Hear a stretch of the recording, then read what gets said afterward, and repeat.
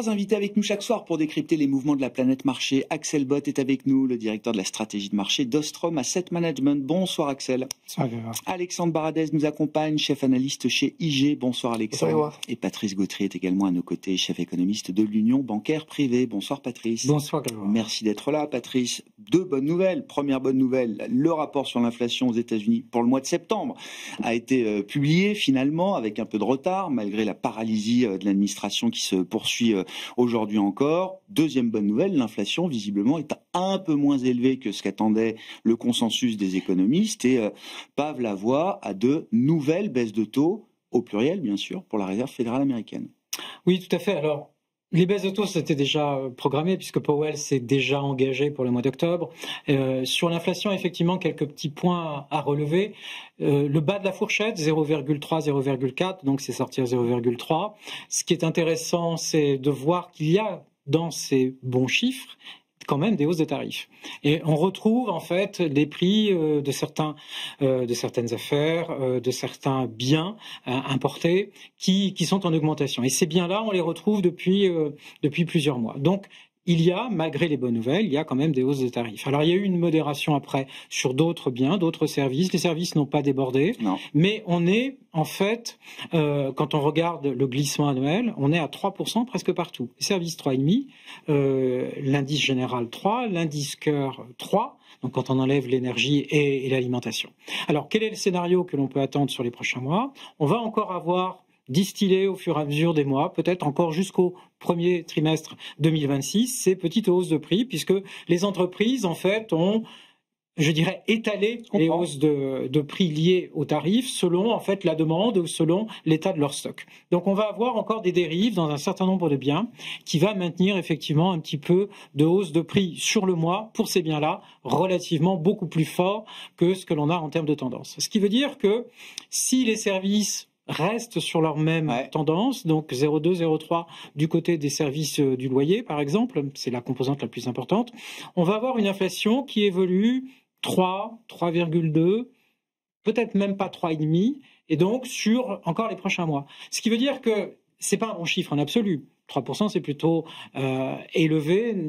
Et ça va créer des problèmes au-delà de la cible, en tout cas. De pouvoir d'achat, et c'est au-delà de la cible, et ça peut créer des problèmes de compression de pouvoir d'achat pour certaines parties de la consommation. Mais néanmoins, la Fed peut regarder au-delà de ça. Parce que une fois qu'on aura passé le premier trimestre, en fait, on va avoir des effets de base, ce qui devrait ramener l'inflation vers un régime de 2,5. Donc il faut se souvenir de ces craintes qu'on avait liées à cette politique tarifaire menée de manière spectaculaire par Donald Trump depuis avril dernier. Ces craintes-là, finalement, elles s'apaisent ou elles s'atténuent au fur et à mesure qu'on voit ces chiffres sortir, même si l'inflation tarifaire existe. Alors, c'est pas l'inverse. Mais elles ont été absorbées. Ça a mis du temps. Et pratiquement, on commence à être à peu près maintenant au fameux 14-15% en moyenne sur les prix. Donc ça a mis du temps à ce que les taxes soient implémentées et que cela ait un impact. Et les entreprises, après, ont elles-mêmes, les importateurs ont joué un peu à l'amortissement avec une partie des marges, et les entreprises face aux consommateurs ou face à d'autres distributeurs, elles-mêmes ont absorbé en partie. Donc en fait, on a mis longtemps à monter en charge. Il y a eu un certain nombre d'acteurs économiques qui ont absorbé en partie, ce qui explique effectivement ce délai. Et d'autre part, on a eu, sauf le dernier mois, on a eu une absorption en fait de ces hausses-là par des prix de l'énergie qui étaient relativement bas. Il y avait effectivement des variations mensuelles qui étaient négatives, et encore, maintenant on sort de cela, des contributions annuelles qui étaient elles aussi négatives. On est en train d'en sortir, ce qui donne un petit socle pour l'inflation, mais c'est vrai que c'est pas une bulle. Et on ne va pas avoir certainement l'inflation à 6%. D'accord avec ça, Axel. La dérive de l'inflation au-delà de niveaux supportables pour la Fed, j'entends, liée aux tarifs, cette dérive n'aura pas lieu. Elle n'aura pas lieu. On ne sait pas encore. Le problème de la politique tarifaire de Trump, c'est que c'est pas un one-off précisément. C'est pas une hausse unique. La politique tarifaire, elle change tout le temps. Son périmètre change tout le temps. Les pays concernés changent tout le temps. Les biens sont plus ou moins ciblés. Là, il vient de remettre en cause sa relation avec le Canada de nouveau. Donc, on ne sait pas ce qui peut en advenir. Donc, c'est tout la problématique de cet épisode-là. Si on monte une fois les tarifs et qu'on fixe les règles du jeu, l'absorption par les boîtes initialement, puis par les consommateurs, peut être assez lisible. Là, ça ne l'est pas forcément. En revanche, on sait qu'on a devant nous une période de désinflation qui viendra du logement, puisqu'on le voit dans les nouveaux loyers. Les nouveaux loyers sont à peu près 10% en dessous de l'année dernière. C'est l'argument clé d'un Steven Mairan aujourd'hui. Hein. Oui, alors c'est la baisse à venir des prix du logement. C'est comme ça, en tout cas, qui justifiait la nécessité peut-être d'une jumbo cut en septembre dernier. Oui, et puis d'une manière générale, je pense, c'est une façon de détourner l'attention des tarifs pour lui, et puis aussi parce que objectivement, l'activité dans le logement est très faible à cause du niveau des taux. Mais il a un point quand même sur cette histoire de logement. Je pense qu'il a un point. Alors globalement, dans quelle mesure il faut pas confondre l'évolution cyclique du logement de l'aspect structurel. On sait qu'il manque encore beaucoup de logements et on construit pas suffisamment. Et les tarifs posent des problèmes de coûts de construction. Là, les politiques migratoires posent des problèmes de capacité dans le secteur. Donc, si on relance trop vite la demande, on peut se retrouver à faire remonter l'inflation de logement qui est très inerte et comment dire pérenne dans le temps. Donc il faut faire attention à ça. Mais c'est vrai qu'on sait que on a 6-9 mois devant nous, l'inflation des logements va baisser, peut-être même tout au long de 2026. Donc là, ils peuvent effectivement voir que l'inflation tarifaire, elle peut être masquée par d'autres aspects. Il y a quelque chose qu'il va falloir aussi en tête pour la Fed, c'est que quand on parle de l'énergie, par exemple, les prix de l'électricité sont en hausse de 5%, et ils ont monté considérablement depuis 2021 pour les ménages comme pour les entreprises. C'est les effets d'éviction du boom de l'IA. Et donc ça, c'est le fait que la croissance soit tellement concentrée sur l'IA, ça crée des externalités négatives pour beaucoup de secteurs qui peuvent être contraints. Donc cette forme en K, cette économie en K, effectivement, avec une barre qui monte très forte, celle de l'IA, et puis d'autres le reste secteurs de l'économie qui détruisent encore. Qui sont un peu englués. Donc il faut voir comment ça pousse pas un scénario stagflationniste dans une partie de l'économie. Auquel cas, je ne sais pas s'ils auront le courage de faire, sans doute pas la prochaine fête qui se dessine, d'aller provoquer un ralentissement de façon à calmer ces tensions. Donc ça, c'est une vraie question pour la Réserve fédérale, même si aujourd'hui, il n'y a aucun suspense sur ce qu'ils vont faire sur les 2 prochains meetings, et probablement un peu au-delà aussi d'ailleurs. Ouais, bon. 2 baisses de taux qui semblent acquises, en tout cas celle de la semaine prochaine semble l'être, Alexandre.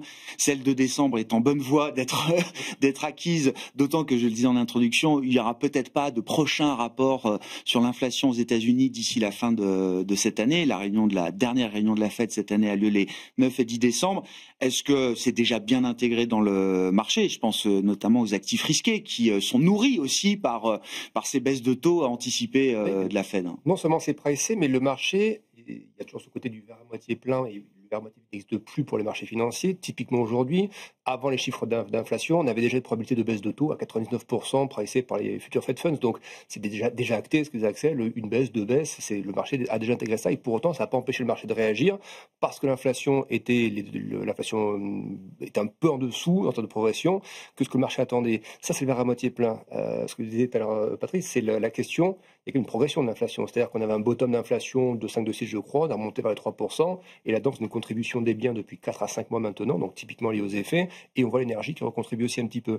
Et ça, moi je trouve que ça met le focus sur le consommateur in fine, parce que il y a les progressions de salaire, on voit qu'ils diminuent, on était à des plus de 4%, presque 5% post-Covid, on est passé sur les 4%, je crois qu'on a 3,7, 3,8 maintenant, une inflation toujours à 3, donc effectivement il y a quand même une petite compression du pouvoir d'achat qui s'opère, et c'est ça qu'on voit aussi dans les études de consommateurs. Alors, ceux qui qualifient l'étude Michigan de partisane, on peut aussi regarder celle de Conference Board qui envoie des signaux à peu près similaires. Donc on voit, et même cet après-midi encore, les chiffres, morale des consommateurs dans les chaussettes, les anticipations d'inflation. Et ça qui est intéressant, c'est que le consommateur, dans les études, en tout cas, ne perçoit pas l'amélioration ou le ralentissement de l'inflation. On voit qu'aujourd'hui, les anticipations, je crois, 1 an ou 5 ans, n'ont pas bougé, voire même un peu plus hautes, je crois, ou en tout cas, toujours dans des zones similaires aux chiffres précédents.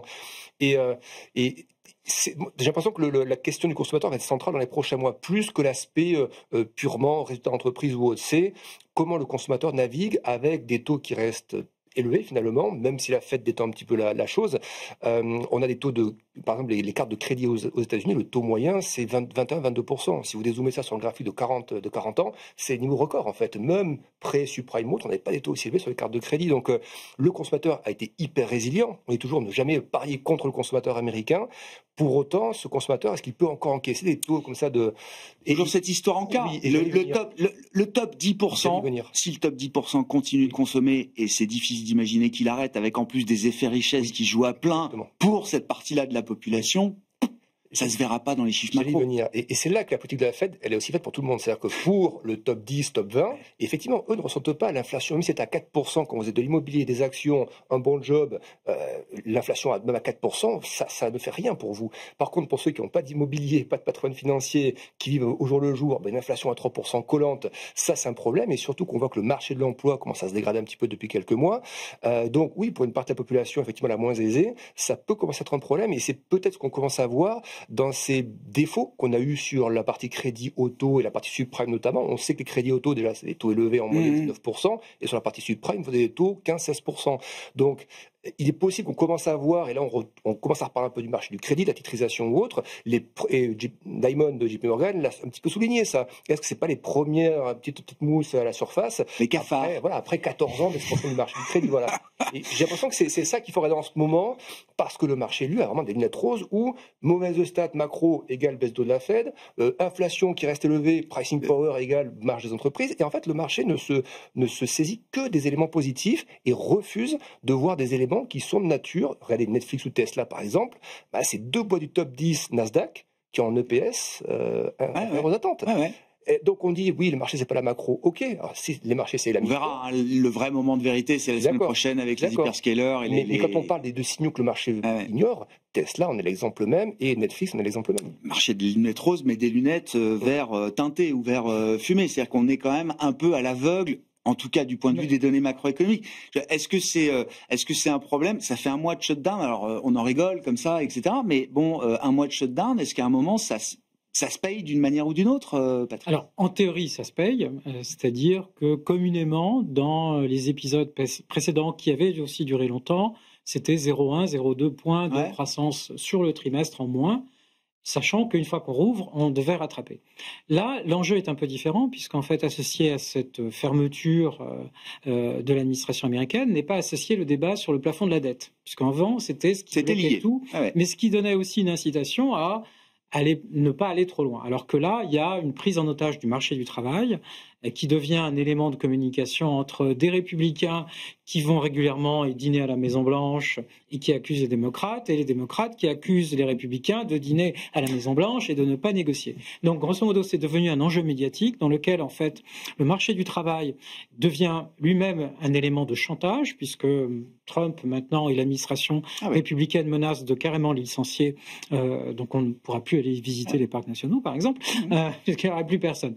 Donc, grosso modo, en fait, on est dans un blocage de situation qui va effectivement enlever des points de croissance. Mais ces points de croissance, effectivement, comme Alexandre vient de le dire, on vit sur cette économie à 2 ou voire à 3 vitesses.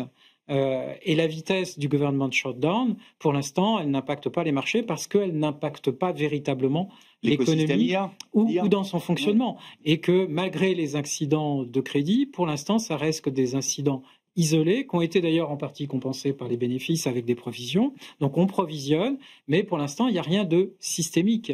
Et tant que ce n'est pas systémique et que le petit scénario de effectivement, on est dépendant des dépenses fiscales, on est dépendant de l'EAI, et derrière, on a une situation financière qui se traduit par des taux, une politique accommodante. Tant que ce triptyque-là est en place, les marchés n'ont pas raison ni de s'inquiéter ni de consolider.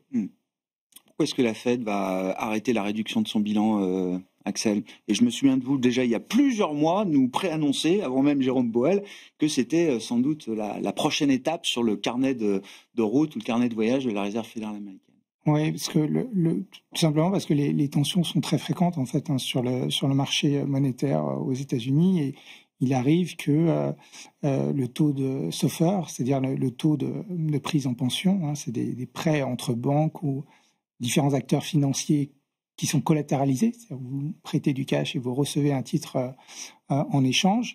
aujourd'hui, il manque de cash par rapport au montant de titres qui circulent qu'on demande. Ouais. Et la stratégie de financement de l'État américain, parce qu'ils ont dû reconstituer les marges de manœuvre de cash après la résolution du problème de la dette, fait qu'ils ont dû émettre énormément. Et donc, il y a un excès de titres et un manque de cash relatif. Donc, ces taux ont tendance à se tendre. La seule façon de rééquilibrer la chose, c'est d'injecter du cash. Et donc, une façon simple de le faire, c'est d'arrêter de ne pas réinvestir l'intégralité des tombées. Alors, sur les treasuries, il reste que 5 milliards par mois, ça ne va pas suffire probablement, mais ils ont 25 milliards de tombées d'MBS qui peuvent décider de réinvestir en treasuries. Donc ça, je pense qu'ils le feront.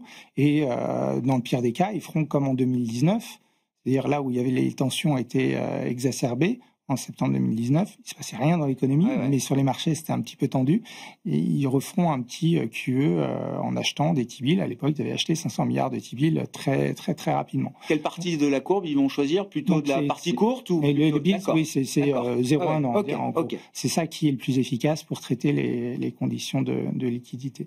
Donc, ils vont probablement s'atteler à ça. Aujourd'hui, ce qui peut être un peu étonnant, c'est qu'ils ont une facilité de crédit qui est disponible, mais qui n'est pas disponible pour tous les acteurs de marché, qui est prête à injecter 500 milliards, mais qui n'empêche pas qu'une partie des transactions sur ce marché se passe à des taux qui sont supérieurs aux 4,25 qui sont censés être la borne haute. Ah ouais. Bon. Et quand vous dites c'est des tensions fréquentes, et oui, c'est pas la première fois qu'on a ces épisodes, mais c'est une gestion de la plomberie, comme il faut tous les 3-4 ans remettre le nez dedans, ou est-ce qu'il y a une vraie tension ou un risque de tension sur cette liquidité en dollars pour des acteurs qui peut-être en manqueraient aujourd'hui? Je pense on a beaucoup compté sur les apports de liquidité des intermédiaires comme des hedge funds qui arbitraient les différences de liquidité entre titres. Or, le Trésor américain n'arrête pas de racheter ces titres, ce qui veut dire que la liquidité, on en manque. Et il y a d'un titre à l'autre des écarts de liquidité qui sont très conséquents. C'est-à-dire qu'entre l'obligation benchmark, qui est la plus récemment émise, la plus échangée, qui va traiter à un taux plus faible, et ces obligations environnantes qui ont des caractéristiques tout à fait similaires, il y a des écarts de valorisation qui sont anormaux. Et le Trésor n'arrête pas d'en racheter.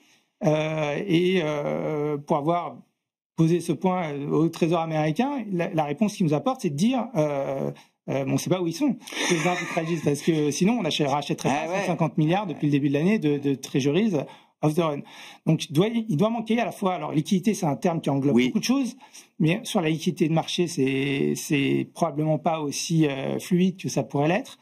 On sait que les déficits sont conséquents, donc on va avoir des obligations qui vont venir alimenter aussi ce marché pendant longtemps. Et puis sur la liquidité, sur le très court terme, c'est pas non plus la panacée, visiblement. Donc la Fed va redevenir nette acheteuse dans le marché. Probablement. Ouais. Et c'est lié aussi à la décroissance de son bilan, puisqu'en même temps, en fait, on voit bien qu'il y a une orientation stratégique qui est différente. Donc on va stabiliser le bilan à un niveau relativement élevé, puisqu'à chaque fois qu'on a eu des crises, on avait monté. Donc, et la Fed s'est aperçue qu'effectivement, avec chaque crise, il fallait qu'elle travaille avec un niveau élevé de liquidité au sein du secteur bancaire. Et donc là, en fait, moi, en tant qu'économiste, je manquais d'une communication qui nous donnait un chiffre sur lequel on devait intervenir, ou on devait s'appuyer pour dire ça, c'est la variable objectif. En fait, c'est learning by doing, donc on apprend en regardant. Et là, visiblement, les tensions qui ont été identifiées sur les marchés montrent qu'on est peut-être au niveau d'étiage et qu'on ne va pas aller plus bas. Le niveau des réserves bancaires est autour de 3 trillions de dollars, c'est ça aujourd'hui, et Waller nous dit que c'est un peu en dessous. Bon. On n'a pas envie d'aller chercher... de retomber à 2, quoi. Oui. Ce qui m'intéresse, c'est que 2026 et 2027, on va avoir un peu le même problème du côté de la BCE, c'est-à-dire que les TLTRO devraient probablement revenir, parce que là aussi, les liquidités bancaires, la réduction régulière du bilan de la banque amène une réduction qui est plus soutenue que la réduction du bilan de la Fed aujourd'hui. Enfin, on ne partait pas du même niveau, etc. Voilà. Mais et donc, ce problème va arriver également pour la Banque Centrale Européenne. Ça va bien tomber, parce que ça vient à un moment où la politique budgétaire, la rigueur, c'est plus ce que c'est, l'austérité encore moins. Donc, la politique monétaire vient soutenir la politique budgétaire. Dans les petits canaris dans la mine qu'on surveille, vous avez cité effectivement ces accidents sur le segment du crédit privé, First Brands, Tricolor Holding. Alors, je ne sais pas si c'est un canari dans la mine, mais il y a aussi ce qui s'est passé, alors ces espèces de crack ou de mini-crack, il y a eu le compartiment crypto le 10 octobre dernier, alors c'est le crack de 1929, quoi, pour le compartiment crypto, si on compare les choses.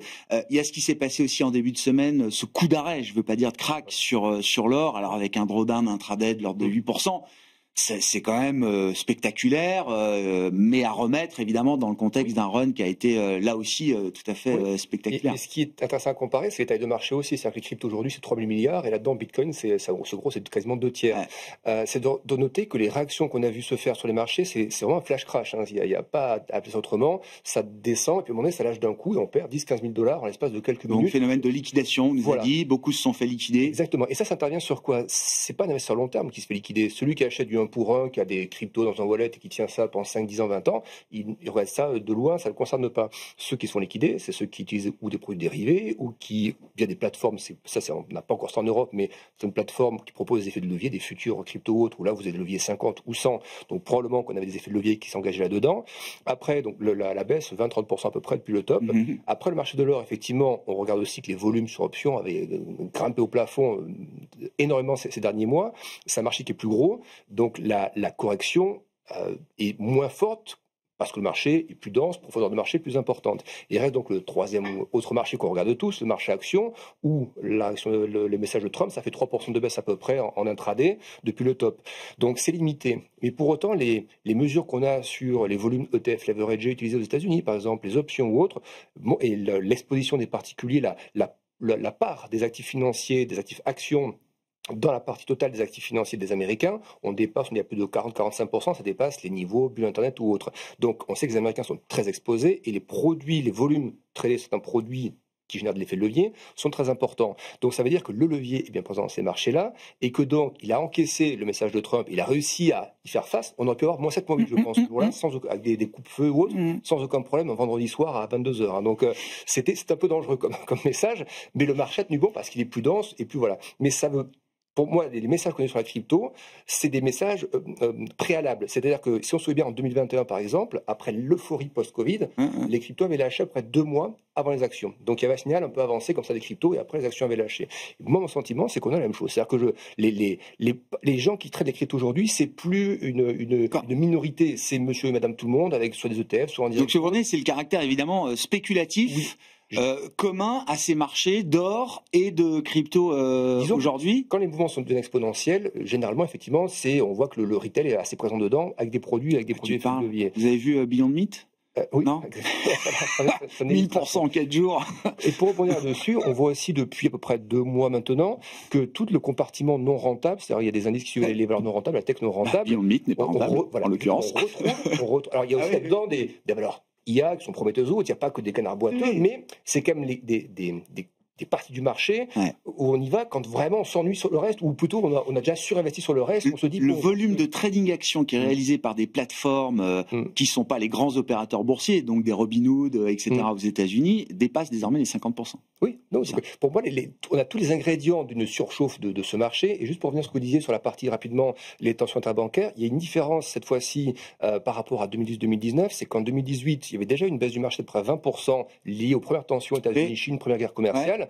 Et effectivement, il y a une espèce de coordination entre d'abord un marché qui a baissé, des tensions interbancaires qui sont apparues, et la Fed qui a ajouté près de 400 milliards à son bilan en l'espace de quelques mois. Là, si ça se tend maintenant sur l'interbancaire comme à l'époque, et que la Fed rentre dans le jeu en plus en baissant les taux, on a 23 fois les bénéfices sur SP500. C'est-à-dire que si on va à 24 ou 25 fois, ce sont les niveaux de la bulle Internet. Donc c'est pas de dire le marché est cher, on sait qu'il est cher, mais si on a toutes les planètes qui s'alignent et la Fed qui agit sur le bilan et sur ses taux et que le marché prend ça comme une bonne nouvelle, derrière l'arrêt il est où? Et le degré de correction ensuite, il ressemble à quoi? C'est ça la question que... Comment vous évaluez alors la frothiness du marché, c'est le terme anglo-saxon, cette écume spéculative dans ces marchés actions, mais on peut parler de l'or, des cryptos ou d'autres marchés. Je crois que le levier des hedge funds est quand même bien élevé aujourd'hui. Les particuliers achètent tous les creux et tout ce qu'ils peuvent, avec effectivement des idées qui tournent et qui attirent tout de suite beaucoup de foule, des effets de réseau, etc. Qu'est-ce que ça nous dit quand même? Alors, avec également, j'allais dire, la nourriture fondamentale des publications d'entreprises, des niveaux de marge qui sont publiés aujourd'hui. quand on met tout ça bout à bout, quel degré de vulnérabilité on a dans ce marché américain aujourd'hui, Axel? Elle est difficile. Comment on y réfléchit en tout cas? Comment on y réfléchit? On voit quand même des mouvements spectaculaires. On peut rajouter les ordinateurs quantiques dans cette bulle. Les IonQ, etc. Bien sûr. Qui double depuis le 15 septembre. Il y avait une société de fission nucléaire là, qui capitalise 18 milliards et qui a un chiffre d'affaires de 0 en 2025, en 2024, en 2023, en 2022, en 2021 et qui se capitalise donc 18 milliards. Donc il y a toute la tech non profitable qui surperforme très largement la Mag 7 d'ailleurs. Donc ça nous dit que quand même le marché a une dimension spéculative probablement de l'ordre des plus grosses bulles de l'histoire financière récente. On le sait. Quand est-ce que ça se termine? On ne sait rien. Comment ça se termine? A priori, on le sait. Mais c'est toute la différence. En 2021, on a eu une période très difficile à gérer où le retail, notamment, s'était mis à faire la chasse aux shorts. Donc les mêmes stocks, c'était ça. Et sur la base d'ailleurs ces sociétés quantiques, il y avait des grosses bases short en fait. Et donc il était entre guillemets assez simple d'aller attaquer et forcer, souvent par des comptes institutionnels d'ailleurs, des rachats de short qui sont à ce moment-là très puissants. Donc cette dynamique-là, elle peut perdurer. La margin debt aux États-Unis, elle explose tous les records. On est au-delà des 1100 milliards de dollars. Donc c'est la dette qui est gagée par les achats boursiers eux-mêmes du retail. Là où peut-être ça ne peut pas survenir du marché, mais ça peut venir de ce qu'on commence à voir dans les marchés de dette privée. En gros, quand vous regardez les chiffres agrégés de qualité de crédit aux États-Unis du consommateur, c'est très mauvais. Quand vous regardez le bilan, les résultats des banques, c'est très bon.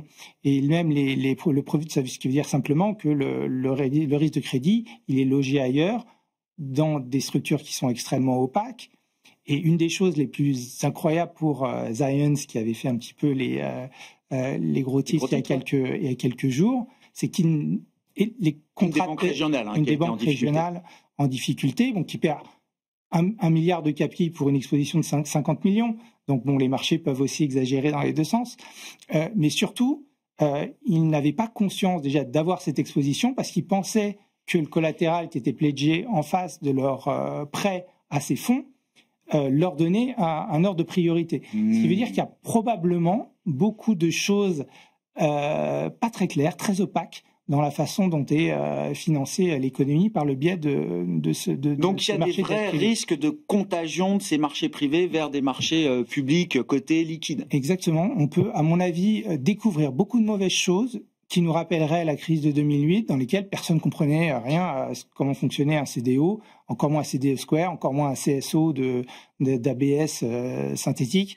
Et au final, cette complexité, elle s'est traduite par une prime de risque surtout d'opacité en fait. Ouais, bien sûr. Comment vous regardez cet environnement, Patrice? Puis je veux bien qu'on redise un mot de l'or. Comment vous comprenez quand même? Ce sera l'un des mouvements de cette année 2025. Qu'est-ce que vous comprenez à ce mouvement de l'or? Est-ce que c'est le fondamental ou la peur fondamentale du débasement, du risque de crise globale, de l'endettement, de perte des valeurs des monnaies fiduciaires, etc. On veut mettre ce rationnel, en tout cas dans le narratif, ou est-ce qu'on est là, je sais pas, dans des phénomènes purement spéculatifs, avec notamment une once d'or qui a encore pris 20% depuis Jackson Hole, alors que le dollar, par exemple, s'est stabilisé, que les break-even ou les swaps d'inflation restent quand même tout à fait contenus. Enfin, d'autres marchés, comme le marché obligataire, sont pas en train de jouer le debasement trade comme on veut le croire sur un marché comme celui de l'or, par exemple. Sur l'or, depuis début de l'année, en fait, on a tous les narratifs qui rentrent dedans. Ouais, alors ça, c'est-à-dire, vous pouvez pratiquement y mettre tout. Oui. Et l'économie mondiale, avec son côté politique et géopolitique, ça peut expliquer effectivement. Donc, il y a eu des phases successives. Hein. Si on veut, pour simplifier peut-être, première phase effectivement de montée de l'or, c'est l'arrivée de Donald Trump avec l'annonce des tarifs. La deuxième phase, c'est Liberation Day, donc au mois de mai, au mois de juin. Puis après, il y a eu une période où il a un peu consolidé, là, vous savez mieux que moi, où il faisait rien, d'ailleurs. On disait, tiens, ça y est, l'or a perdu du lustre. Et puis, effectivement, le côté géopolitique, le côté guerre commerciale et le côté baisse du dollar et alternative par le BRIC+, donc les banques qui ne veulent réduire leur dépendance en fait au dollar sont en train effectivement d'augmenter, la Chine en premier, d'augmenter significativement leur stock. Et ça, on voit bien que ça préfigure, alors sans faire de la science-fiction, mais ça peut préfigurer un système mondial international de devises qui sera moins déterminé par seulement le dollar et rien d'autre. Il y aura certainement un jour d'autres constituants et un système d'entraide entre les banques centrales des pays émergents qui fonctionnera peut-être avec autre chose que du dollar, garanti peut-être par ces fameux stocks d'or qui sont en train de s'accumuler. Et puis, bien entendu, il y a eu la spéculation. C'est évident, le chauffeur du taxi qui vous parle de l'argent, qui vous parle de l'or, effectivement, c'est un signe comme quoi le mouvement est un petit peu cuit et qu'il va y avoir une correction. La correction, il me semble beaucoup plus salutaire, saine, en quelque sorte, mais en tant qu'économiste, pour moi... On va lui passer la parole, ne vous inquiétez pas. Je reste avec une tendance qui est encore positive. Et si on pousse effectivement 2026, on pourrait tenter les 5000. Bon, pourquoi pas?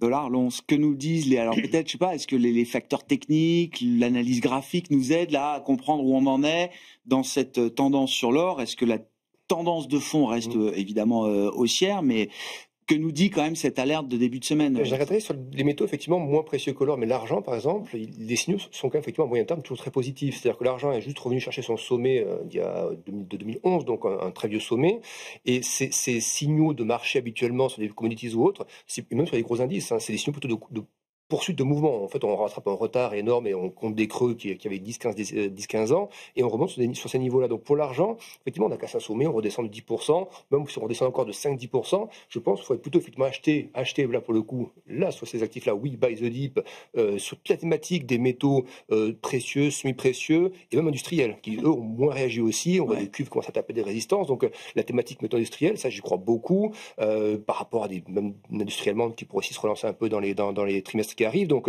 toute la partie métaux industriels encore pas trop chère et là-dessus très chaud pour y aller. L'or moins parce que ça a quand même surperformé par rapport à l'argent déjà avant ce rallye, mais des métaux comme l'argent, je vois pas, il y a des arguments industriels aussi pour l'argent, des arguments de stock, des arguments de production ou autres qui soutiennent les cours dans ce moyen terme. Donc l'or, je le mets quand même un petit peu à part parce que, et pour compléter ce que disait Patrice, ça va même démarrer en 2022 en fait. Le début du rallye, c'était quelques mois après l'invasion de la guerre de l'Ukraine. Voilà. Donc effectivement c'est le fourre-tout l'or. Depuis 2022, on met tout dedans comme argument haussier, que le dollar soit fort, pas fort, etc. Que la Fed, on disait ça protège contre l'inflation, voilà. Ça. Exactement. Bon, sur les marchés, alors je sais pas sur la partie commodities. Alors si un mot, le pétrole. Là, on a reparlé du pétrole cette semaine, Axel. Alors on est loin d'être encore dans un choc pétrolier, mais c'est vrai que ce mouvement à la hausse, lié bien sûr aux sanctions américaines très directes contre deux grands pétroliers russes, le marché a mis un prix là-dessus. Est-ce que j'allais dire les choses sont réglées tant que la situation en reste là, ou est-ce qu'il y a un vrai risque de voir le pétrole qui perd encore 15-20% depuis le début de l'année inverser son mouvement? Moi, je pense que quand on regarde un peu les projections d'offres et de demandes, on est quand même toujours dans une situation d'excès d'offres. Donc, et la volonté de l'Arabie Saoudite, c'est visiblement de regagner des parts de marché en profitant d'une probable faiblesse de la production américaine. Donc là, on commence à voir un peu moins de forage aux États-Unis. On sait qu'à $60, le WTI, ils n'étaient pas rentables. Alors si on remonte un petit peu, peut-être que ça atténuera la baisse de production, mais le comportement du producteurs américains a quand même beaucoup changé après 2015 et 2020. Ils sont beaucoup plus, ils font beaucoup moins la disciplinés. Oui, c'est ça. C'est pas du tout drill d'ailleurs. C'est exactement l'inverse. C'est que on est très précautionneux sur cash is king, quoi. Cash is king, la rentabilité est king. Souvent, les CEO étaient rémunérés sur la croissance des EBITDA. Donc ça conditionnait un petit peu le chemin de croissance.